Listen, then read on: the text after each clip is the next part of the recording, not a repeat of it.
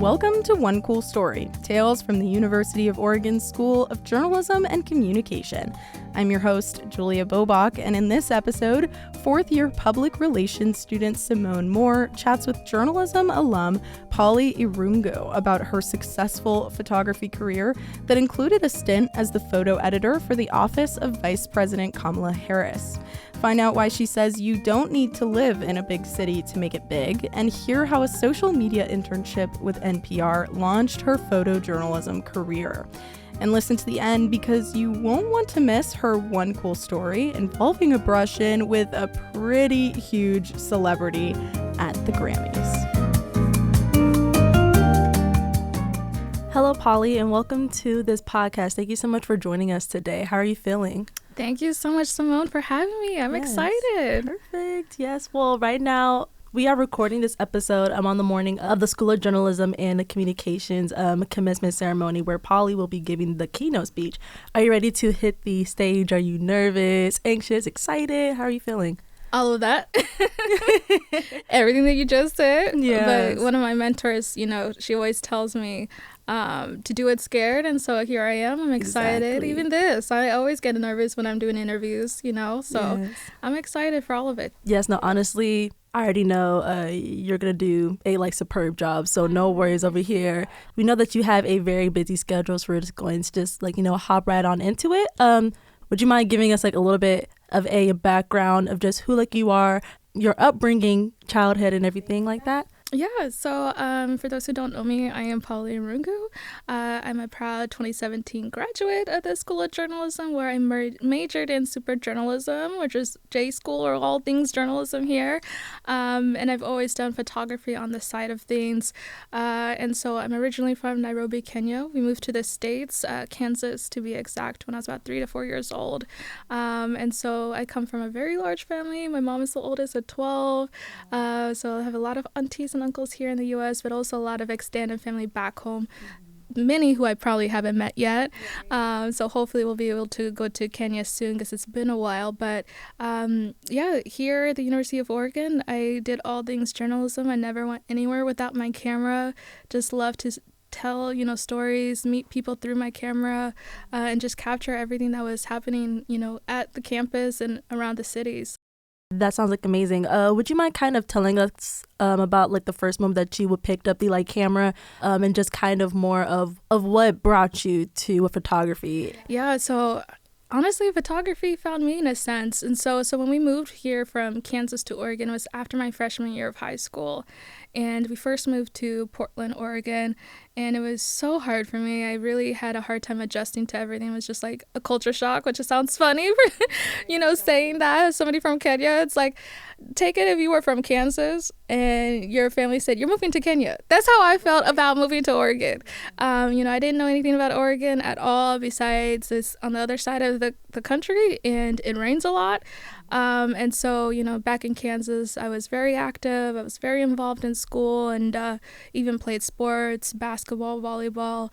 And then we moved to Portland my sophomore year, and I just dropped everything. I would just, couldn't find a rhythm to get into it. I did computer science for 5 seconds. It gave my parents false hope that I was gonna do, that route instead of journalism. Clearly, I did not stick with it. And then after my sophomore year, we moved to Eugene, Oregon. So now this is my third high school. I went to Sheldon High School.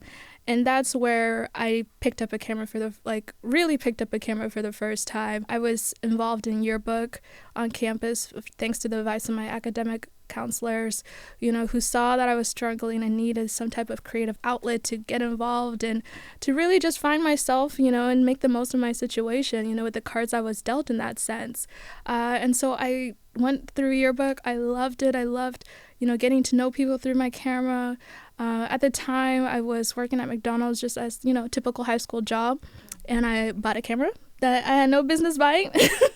I had no idea how to use it. I just bought a camera, very expensive camera. And I just started taking photos of anything and everything. My brother, he still teases me, because I made him be my muse, at night I would practice my flash photography, night photography on him, just making him model outside. And then there was a local studio that I used often to practice my studio photography. And then concerts, like I went to like every concert I could find in Portland related to like rap and R&B or whatever, like my musical interest. And I was just photographing anything and everything. There was like protests that were happening at the time related to like Occupy Eugene, and then soon Black Lives Matter. And so I was just documenting everything of that nature, in Eugene, on campus, and when eventually I went to the University of Oregon, and just anything and everything, honestly, until I figured out like my interests were. And yeah, the rest is history. Amazing. Well, thank you so much for like sharing that. So you did attend the University of Oregon. Can you kind of give us a little bit of like insight of your experience within this like department? What was like your favorite room, or what was like your favorite like internship? Like kind of like describing on that like experience while being here. Oh man, I had such a good time here. So like I mentioned, I did super journalism. Just Super J is what they called it, just all things journalism, because I don't think they had like a photography specialty at the time, so I just did that always on the side of things. And so I did a lot of like social media, thanks to like Damien and Kelly, like one of my professors here. They taught me so much about like digital, like the digital age and social media and the power of that. And being here in Oregon, you can feel very away from everything, right? You feel like you need to move to a bigger city like the New Yorks and LAs of the world to get opportunities, to feel connected to, especially, in a field where it feels like, you need to know people in order to get the job, or people need to know you, that type of thing. And so social media really just transformed everything for me, thanks to the classes here I took. And so a lot of my internships were tied to that here. I entered at Tracktown USA.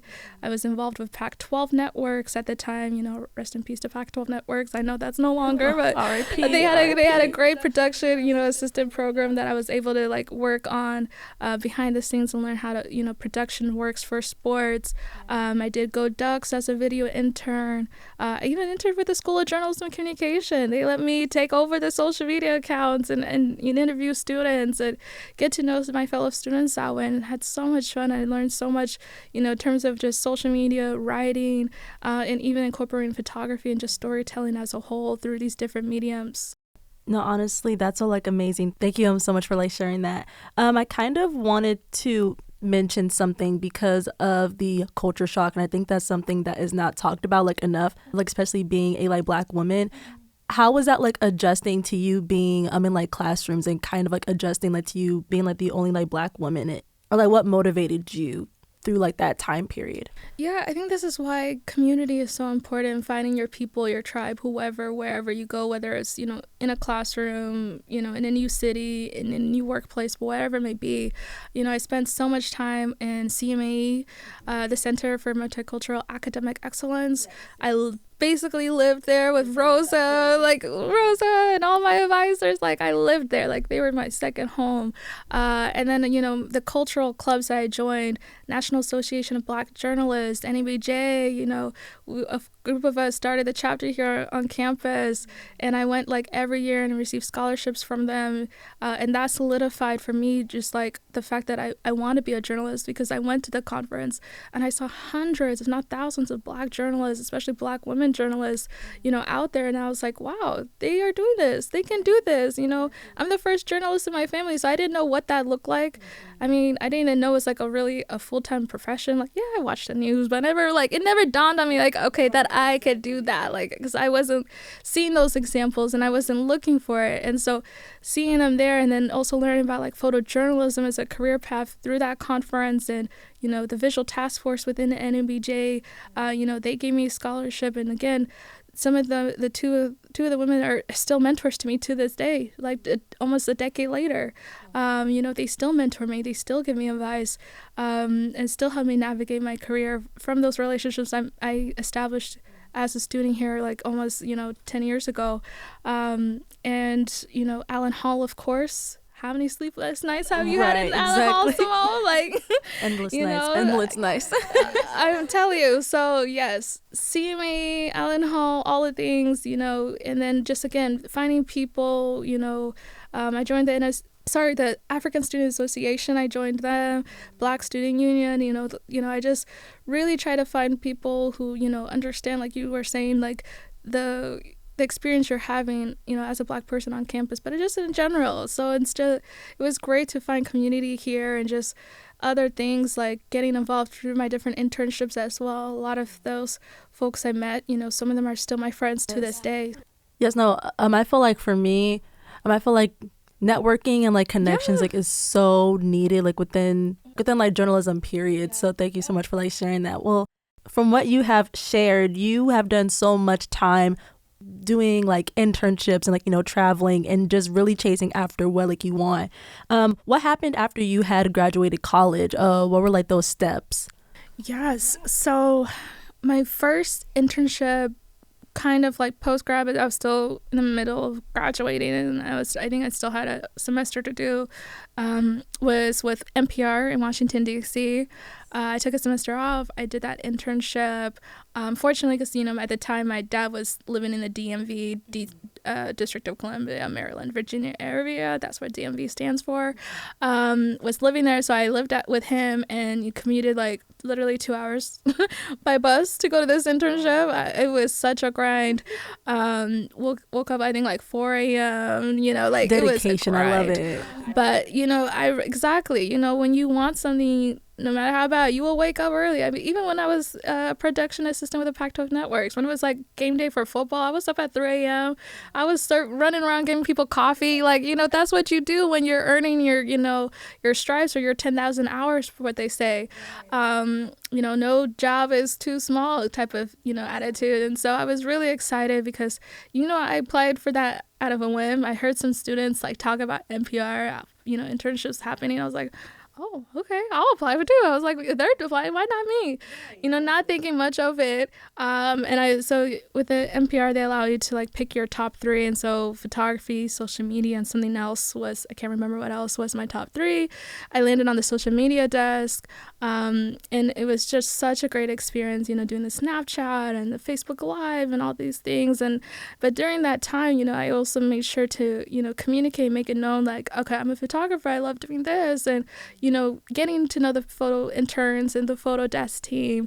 And then also, like I mentioned, music is something I love. And so I got to know the music team, the tiny desk folks, And so whenever, the photo intern wasn't available, they allowed me to go photograph, when an artist came in. Like, I remember photographing Vince Staples when he did an interview at NPR. It's like, you always make it known what you want to do. And if those people really, again, I keep saying this, want to see you win, they will make opportunities for you to do that. And so I got to do a lot of photography, even though I was a social media intern during my time in NPR. And so after that internship ended, it's like, okay, what's next, right? I finished my classes, trying to figure out, what else is there, apply for these jobs. And I landed another internship. It was like a fellowship with the Arkansas Democrat Gazette in Little Rock, Arkansas. And so I went from DC to Little Rock for, 6 months. And I love that experience too. That was something so new, outside my comfort zone. Never thought I would ever go to Arkansas, right? Like, but working at a local paper, I think is just so crucial. Like, it really gave me the strength in my writing skills. I was there again, digital, social media, but once more, I communicated like I love photography, and I, here's like some things I wanted to pitch, and so I was able to pitch like a series with them about how Little Rock local Black-owned restaurants got their start. And so I got to interview Black-owned restaurants and photograph them, the owners, and do profiles on them about their start. And it was really inspiring. And again, just another way to be able to do what I love in the midst of like, okay, something else. And so that was great. And then from there, thanks to a relationship I met, during my time at the National Association of Black Journalists Conference, NABJ, I met a friend, Diane, she's the best. She was in New York at the time, and she knew the hiring manager for a role at New York Public Radio, and so she recommended me. I applied, and that was my first big girl full-time job.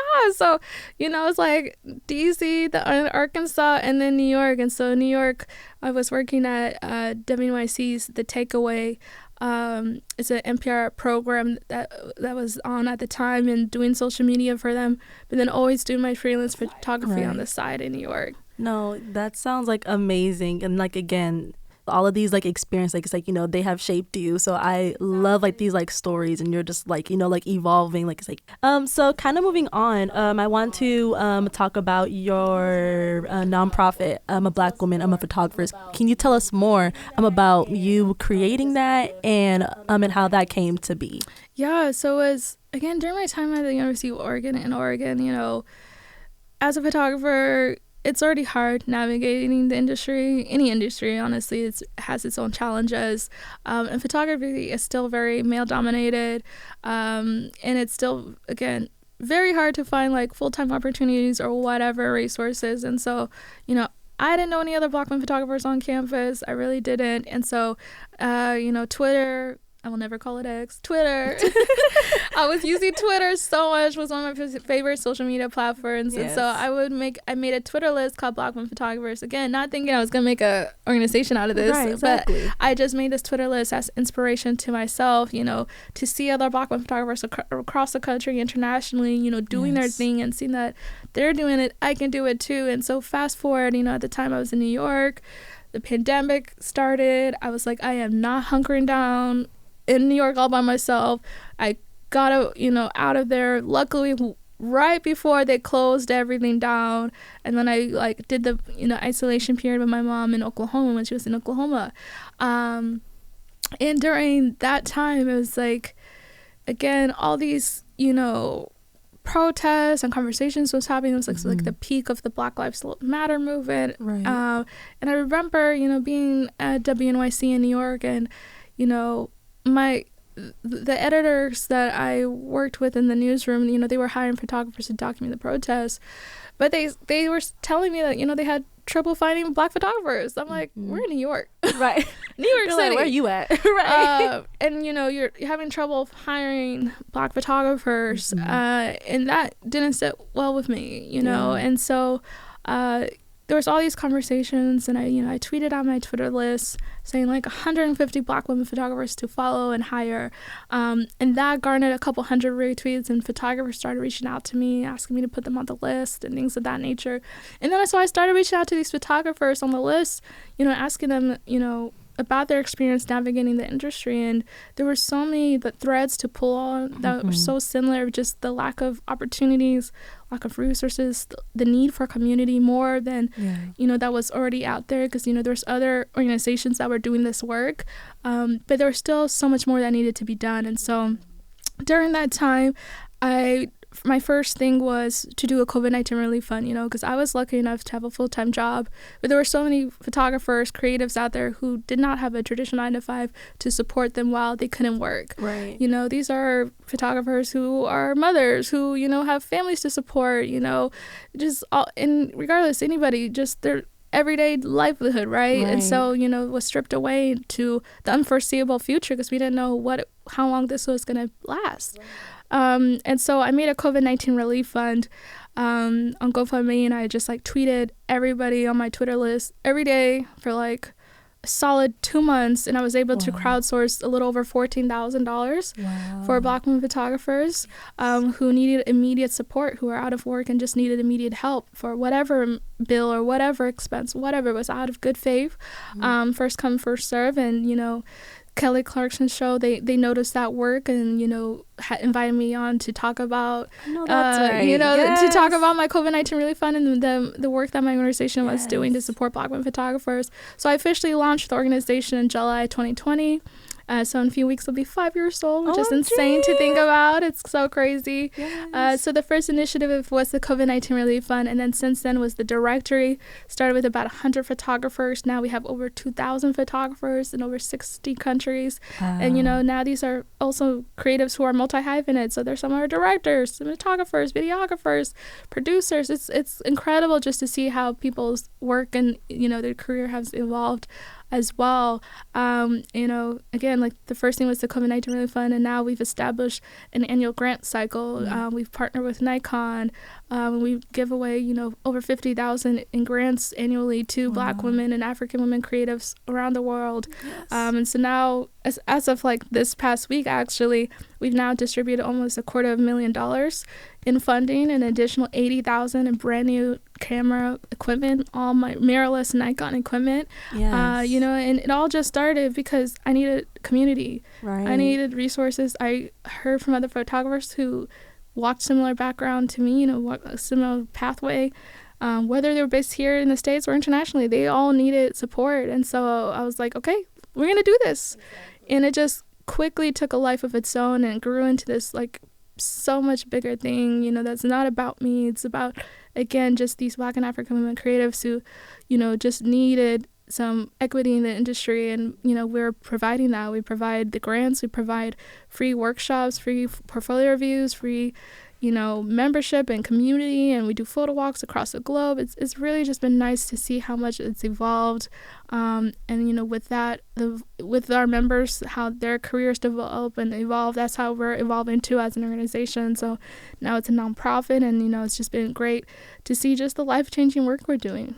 It started as something as so small, and it turned into this amazing like organization that is not only helping others, but it's like but it's like preparing the like future like generations, and that's something that's so like amazing. I remember back in like 2022, I had first heard of like Black women like photographers, and I was like follow, and I've been following like ever like since then. So I was like, oh gee, so like it's like this is like a like full circle moment, and it's really been like impacting. That. Thank you. Anytime, Polly, like you're just amazing. Like let me stop. Okay, well, kind of talking about Black women photographers, I am pretty sure that when you had like created it, that there was so many like challenges with it. What did you have to like endure, and what were some of those challenges, and what kept you motivated to just keep Black women photographers going? That's a great question. I think the biggest thing, like I'm a photographer, and I was working full time, and having an organization, a nonprofit organization, is a full time job in itself, right?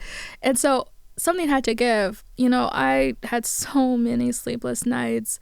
I was, doing my 9 to 5, and then doing this from like 5 to like 3 a.m. And it's just like, it was hard. I stopped doing my photography in the midst of that. My own photography took the back burner for like 2 years, and my mom always reminded me like, when are you gonna pick up your camera? Like, you're the founder of an organization for photographers, and you're not even taking photos. Because it's like I was just so focused on helping these other these women. I was like, the momentum caught on. It was growing so big. It was just me doing all the work, from social media, from admin to emails. It was me doing everything, and I really was not sleeping at all. No, but that, my photography took a back burner, and, I just overworked myself. I really needed support. I really needed to build a team, and it was just so hard navigating all of that, because there was no blueprint for what I was doing in that sense of like, the vision I had was bigger than what was already existed, and and then it took a life of its own. And so we did so many different things, for like the free educational programming that we do all year round, where we partner with different brands, like for example Adobe, also one of the first brands to really believe in the work we were doing. Yes. They sponsor our BWP Summit every year.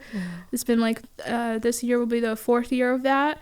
So shout out to Adobe Photoshop and Lightroom for your continued support. So it's doing all these things, making these relationships with these brands, and fostering that. Again, like, I just lost myself in my work in that, because I was so consumed by that. Right. And so that took a back burner. And so if anything, if I was to do anything differently, it's just to like build that team early on, and just also like not forget myself and my own career in the midst of that.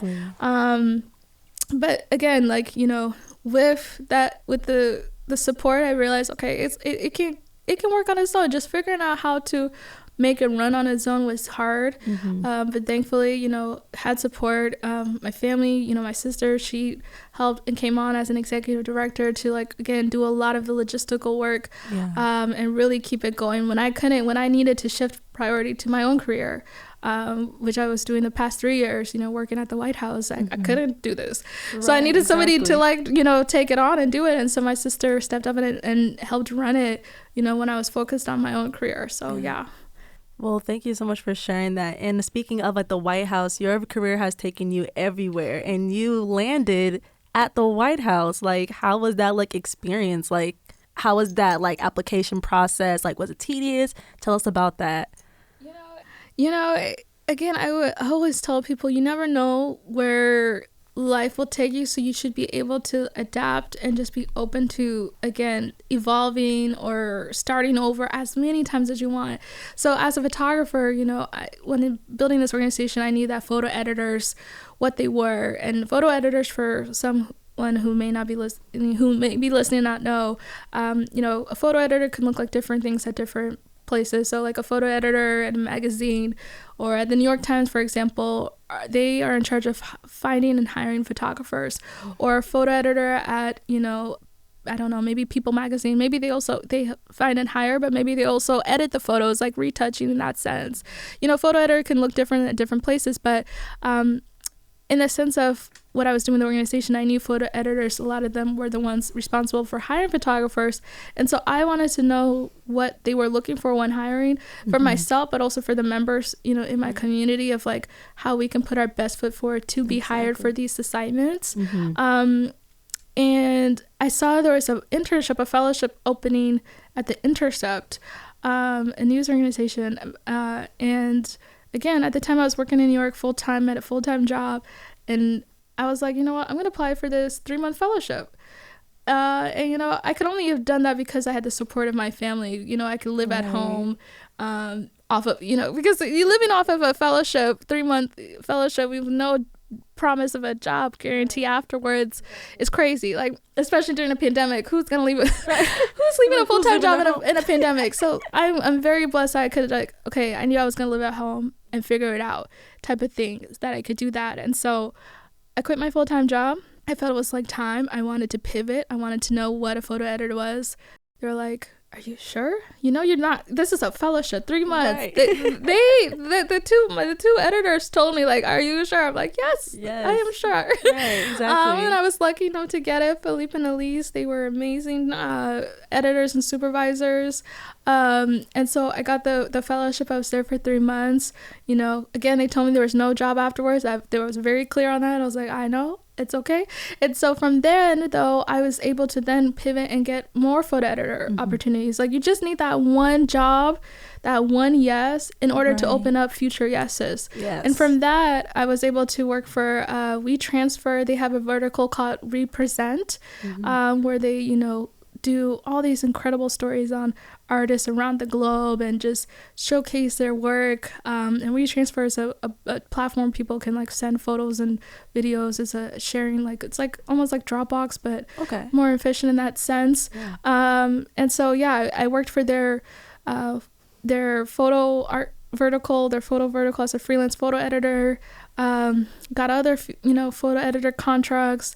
Actually, I started as a contract photo editor for BET for like 1 day. Wow. Literally, I was there for 1 day until I told them I had to quit because I got an opportunity at the White House. Right, exactly. You're like, hey guys, I love you guys. No, like, I was so excited, so bummed, but then also so excited because, you know, the position with the White House as a photo editor for the Vice President for Kamala Harris, you know, that again was something that was unexpected, you know, to me. And again, it comes from, you know, relationships. It comes from, again, doing the work and people wanting to put you in positions. And so Lawrence Jackson was, you know, Vice President's photographer. He is just the best person to work for. I'm so lucky I got to work under him and Adam Schultz, and the whole photo office team were just wonderful, and we all still stay in touch. But he was looking for a photo editor because, in this sense at the White House, a photo editor wasn't hiring, right? It was a photo editor was curating and editing the photos in this sense. And so he was looking for somebody to do that because, as much as they traveled, he couldn't do it all. It was just too much for one person. Right. And so he needed an editor. And so he reached out to his contacts because he also worked during the Obama administration as a photographer. So he reached out to his network. My mentor, Amanda Lucidon, was the photographer for First Lady Michelle Obama, and she became my mentor in an unexpected way. Again, I wasn't looking to do political photojournalism at all. She actually became my mentor because she has a nonprofit organization, and I interviewed her for BWP for my organization, and so she was there as a guest that I interviewed for the organization, and we just stayed in touch, and she saw something in me that I didn't see in myself, and became a mentor to me still to this day. And so when he reached out to her, then she reached out to me, and I was like, I cannot do this. This is crazy. That's when imposter syndrome and like those voices in your head, you gotta silence that. Exactly. You gotta quiet that. I actually gave her a list of other people to look into, but she still passed along my name, and then I went through the interview process, and it worked out, and I was able to serve there from 2022 to 2025, and so it was just an incredible once-in-a-lifetime experience for sure. Well, what is some advice that you would give to like aspiring like photojournalists, especially Black women that are also interested into entering these fields? I think the advice I would give to photographers, photojournalists, especially, like you said, Black women, anyone really, is to just, do the work, right? It sounds so simple in that sense, but, when you do great work and when you're kind to people, not just because you want something from them or whatever, just be a good person. Honestly, the industry is so small. Journalism is so small. Photography in that nature, especially photojournalism. Like, let's say you want to work at the heart of it, like DC.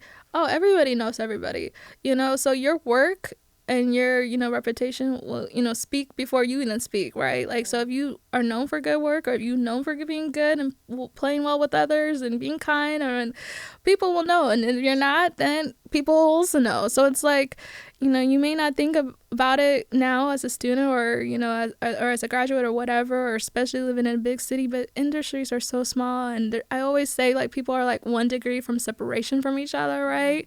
In that sense. And so it's like, you really want to be able to be known, like, when somebody hears your name, like, they have a good memory or a good, response to that, right?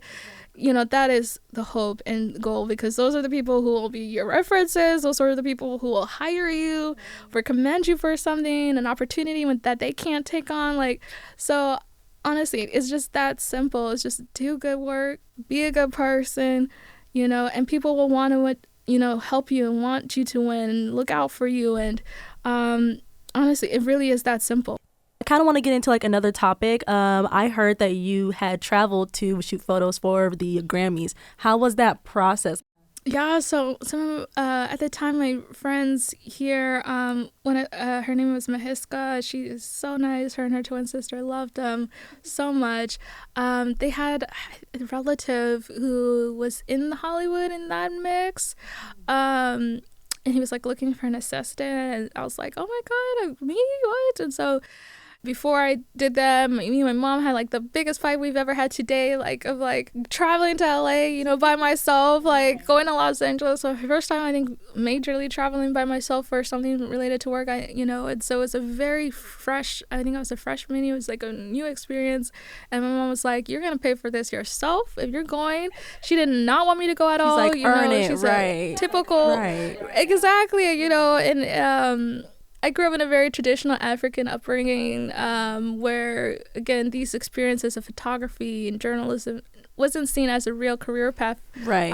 More like hobbies. Exactly. Yeah. Right. But now, obviously she's like my biggest supporter, and she completely understands that it's a real career and everything now. But yeah, me going, despite her wanting me to go, I think really just showed her how serious I was about this. Exactly. And another thing I would tell people is, people will support you and they want you to win, but they want to see you doing the work for yourself. They want to see how serious you are, because the more they see that you are taking this seriously, the more they will willingly or just, surprisingly just show up for you and support you with whatever you need. Like, they see that you're all in, they want to go all in for you too. So if you take yourself seriously, other people will take yourself seriously too. And so, that's when the turning point was for me. One of the turning points, realizing, okay, like, I learned so much. That's an experience I was not ready for, but I loved it. It taught me so much, and it just fueled, a fire under me to like, okay, keep going, take myself seriously, do this thing, and see where it takes me. All right, Polly. At the end of all of our episodes, we ask our guests to share one cool story with us. I understand your cool story involves someone famous you met at the Grammys. Can you tell us who that was and what happened? There was somebody, I think her name is Beyonce, walking down like the parking garage. Like, she was walking through the parking garage. First it was Solange, and then it was Beyonce. I know, exactly. I'm like gasping, like, when I saw her coming with her like entourage, Solange, and then Beyonce, I was gasping too. And then I stopped and said, "May I please take a photo of you and him?" Because my job there was to take photos with him with these celebrities. Exactly, doing your job. So I did my job. I really wish I took a photo for myself, because it's like, how else can you believe other than like this blurry photo I took of him and her? Like, I'm like, this is so blurry. Like, my photo was so bad, but I did it, and she was like so sweet and so nice. I still remember she was wearing a black and white look, and I was wearing a black look, looking like a mess. But she said I look great. I'm like, oh my You're God. You're like, yes, anything is possible. I'm like, she can lie with a smile on her face to me. I'm like, but she did it. She made me feel so good, right? Like, she was just so like sweet. I will never forget that. So her, Rihanna, even Odd Future, I loved like Tyler, the creator, Tyler, them at the time. Like, so I was so geeked to see them, and it was just a whirlwind. Truly, like, one day I want to hopefully be back at the Grammys. Oh yes. When I'm now seasoned and ready, and like, okay, I will look the part as well. Girl, you're like ball gown and everything. You will never see those photos of me ever. I've never. I can't go back. No. I've archived all those photos. No. Oh no, I like. It's a memory. You're like, you know what? Like, what the past is like the past. Exactly. Don't bring it up. We're not gonna. Yes, and so until I'm back there again, all glam, I'll be like, okay, throw it back, TBT to that one time. Right, exactly. You're like, TBD, like, last time this did happen, like, that is hilarious. It did happen, yeah. So yeah. Well, thank you so much, Polly, for taking the time to just speak and give wisdom and just tell us about, like, blessing us with your presence today. Oh, gosh. It has been an absolute pleasure. And thank you so much. Thank you so much, Symone, and thank you, to all the incredible people at the SOJC. And again, if there's any students or whoever listening to this, and I could be helpful to you in any way, and as you navigate your career, feel free to reach out. I'm here. I'm, one social platform away. Like, that's the power of the age we're in. Like, just send me a DM, send me an email. I'm Polly Irungu on all things. And so, yeah, I'm always here. Once a duck, always a duck. I'm always looking out for my ducks. So thank you again for your time. And yeah, thank you. It's been great. Thank you so much. Thank you. We'll be looking out for you at the Grammys next year, Polly. Hey, thanks for listening to another episode of One Cool Story, Tales from the University of Oregon School of Journalism and Communication. We hope you enjoyed it. If you'd like to hear more, find us wherever you listen to podcasts and subscribe to make sure you never miss an episode. To stay up to date on what's happening at the SOJC, follow us on Instagram, LinkedIn, Facebook, or Blue Sky at UOSOJC. From Allen Hall, I'm Julia Bobach. See you next time.